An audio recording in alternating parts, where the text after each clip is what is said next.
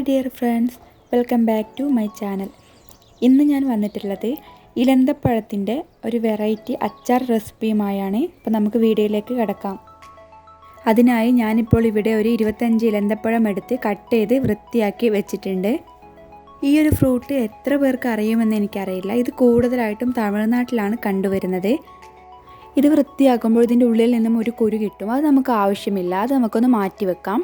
പിന്നെ ഇത് വൃത്തിയാക്കി കഴിയുമ്പോൾ ഇതിൻ്റെ ഉള്ളിലൊരു വഴുവഴുപ്പ്, ഒരു പശ പോലെ ഉണ്ടാകും. അത് പോവാൻ വേണ്ടി നിങ്ങൾക്ക് വേണമെങ്കിൽ ഇതിൽ തിളച്ച വെള്ളത്തിലിട്ട് ഒരു 5 മിനിറ്റ് കുക്ക് ചെയ്തെടുക്കാവുന്നതാണ്. അപ്പോൾ ഞാനിവിടെ കുരു എല്ലാം ഒന്ന് മാറ്റി വെച്ചിട്ട് ഇലന്തപ്പഴം ഒന്ന് വൃത്തിയാക്കി എടുത്ത് വെച്ചിട്ടുണ്ട്. ഇനി നമുക്കിതിലേക്ക് വേണ്ടത് കുറച്ച് വെളുത്തുള്ളിയാണ്. ഞാനിപ്പോൾ ഒരു 15 അല്ലി വെളുത്തുള്ളി എടുത്ത് വെച്ചിട്ടുണ്ട്.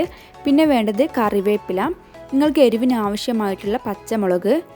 ഞാനിപ്പോൾ ഒരു 4 പച്ചമുളക് എടുത്ത് കട്ട് ചെയ്ത് വെച്ചതാണ്. പിന്നെ ഇതിലേക്ക് വേണ്ടത് ഇഞ്ചി ഞാനിപ്പോൾ ചെറുതായി ഒന്ന് അരിഞ്ഞ് ഒന്ന് ചതച്ച് വെച്ചിട്ടുണ്ട്. 2 ടേബിൾ സ്പൂൺ അച്ചാർ പൊടി, 1 ടീസ്പൂൺ കാശ്മീരി മുളക് പൊടി, 1 ടീസ്പൂൺ ഉലുവ, ആവശ്യത്തിനുള്ള ഉപ്പ്, പിന്നെ കുറച്ച് 1 ടീസ്പൂൺ കടുകും. ഇത്രയും ഇൻഗ്രീഡിയൻസ് ആണ് ഇതിലേക്ക് വേണ്ടത്. ശേഷം ഞാനിപ്പോൾ ഒരു വലിയ പാൻ അടുപ്പത്ത് വെച്ച് അതിലേക്ക് കുറച്ച് എണ്ണ ഒഴിച്ച് കൊടുത്തിട്ടുണ്ട്. എണ്ണ ഒഴിച്ച് അതൊന്ന് ചൂടായി വരുമ്പോൾ നമ്മൾ എടുത്ത് വെച്ചിട്ടുള്ള 1 ടീസ്പൂൺ കടുകും ആ ഒരു ഉലുവയും ഇട്ട് അതൊന്ന് ചൂടാക്കി എടുക്കുന്നുണ്ട്. അതൊന്ന് ചൂടായി വരുമ്പോൾ അതിലേക്ക് എടുത്ത് വെച്ചിട്ടുള്ള വെളുത്തുള്ളിയും ഇഞ്ചിയുടെ പേസ്റ്റ് നമുക്കൊന്ന് ഇട്ട് കൊടുത്ത് നല്ലതുപോലെ അതൊന്ന് വഴറ്റിയെടുക്കാം. കൂടെ പച്ചമുളകും കറിവേപ്പിലയും ഒന്ന് ഇട്ട് കൊടുക്കുന്നുണ്ട്. അതൊന്ന് നല്ലതുപോലെ ചൂടായി വരണം.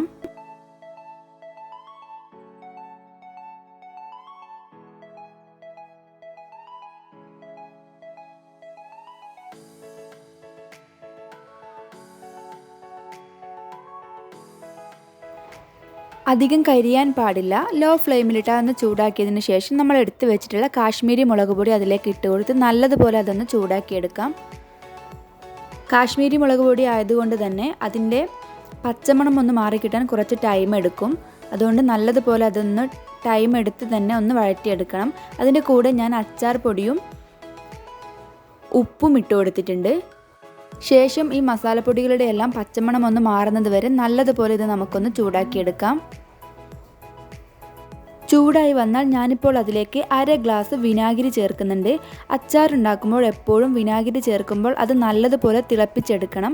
ഞാനിപ്പോൾ വിനാഗിരി ചേർത്ത് നല്ലതുപോലെ അതൊന്ന് തിളപ്പിച്ചെടുക്കുന്നുണ്ട്. അതിൻ്റെ കൂടെ തന്നെ 1/2 ഗ്ലാസ് വെള്ളം കൂടി ഞാനിതിലേക്ക് ചേർക്കുന്നുണ്ട്.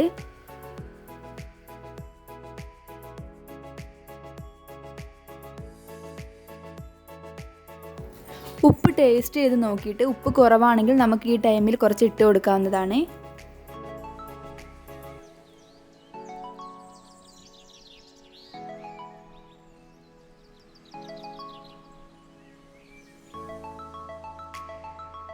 അപ്പോൾ നമ്മുടെ ഈ മിക്സ് നല്ലതുപോലെ ഒന്ന് തിളച്ച് വന്നിട്ടുണ്ട്.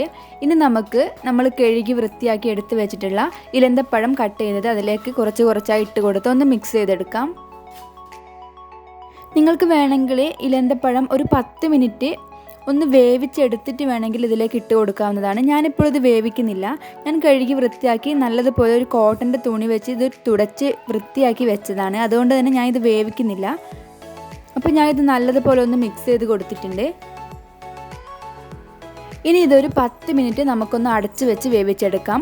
അപ്പോഴേക്കും ആ ഒരു മസാലപ്പൊടികളുടെ എല്ലാം ഫ്ലേവർ നല്ലതുപോലെ അതിലേക്ക് പിടിച്ചിട്ടുണ്ടാവും. അതിനുശേഷം നമുക്കിതൊന്ന് ചൂടാറാൻ വേണ്ടിയിട്ട് മാറ്റി വെക്കാം.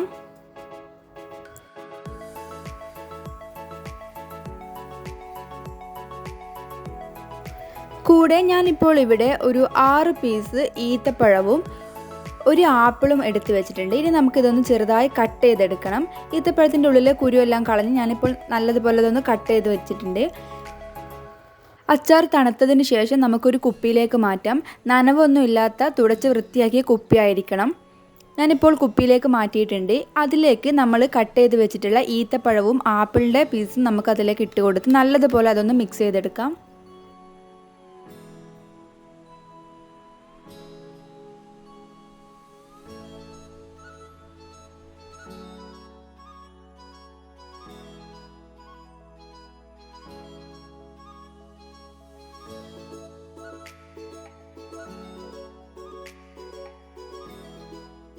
എല്ലാ ഭാഗത്തേക്കും മസാല എത്തുന്ന രീതിക്ക് നല്ലതുപോലെ ഇതൊന്ന് മിക്സ് ചെയ്തിട്ടുണ്ട്. നല്ലതുപോലെ മിക്സ് ചെയ്ത് കഴിഞ്ഞാൽ അതിൻ്റെ മുകളിലേക്ക് നമുക്ക് കുറച്ച് എണ്ണ ഒഴിച്ചു കൊടുക്കാം. അത് പൂപ്പലൊന്നും വരാതെ നമുക്ക് ഒരുപാട് നാളിത് സൂക്ഷിച്ച് വെക്കാൻ വേണ്ടിയിട്ടാണ്. അപ്പോൾ വളരെ ടേസ്റ്റി ആയിട്ടുള്ള അച്ചാർ ഇവിടെ റെഡി ആയിട്ടുണ്ട്. എല്ലാവരും ഒന്ന് ട്രൈ ചെയ്ത് നോക്കിയിട്ട് ഫീഡ്ബാക്ക് അറിയിക്കണേ. നിങ്ങളുടെ കയ്യിൽ ഇലന്തപ്പഴം ഉണ്ടെങ്കിൽ തീർച്ചയായും നിങ്ങളത് ട്രൈ ചെയ്ത് നോക്കണം. വളരെ ടേസ്റ്റി ആയിട്ടുള്ളൊരു വെറൈറ്റി അച്ചാറാണ്. അപ്പോൾ വീഡിയോ എല്ലാവർക്കും ഇഷ്ടമായെന്ന് വിചാരിക്കുന്നു. പുതിയൊരു വീഡിയോയുമായി വീണ്ടും കാണാം. Thank you friends.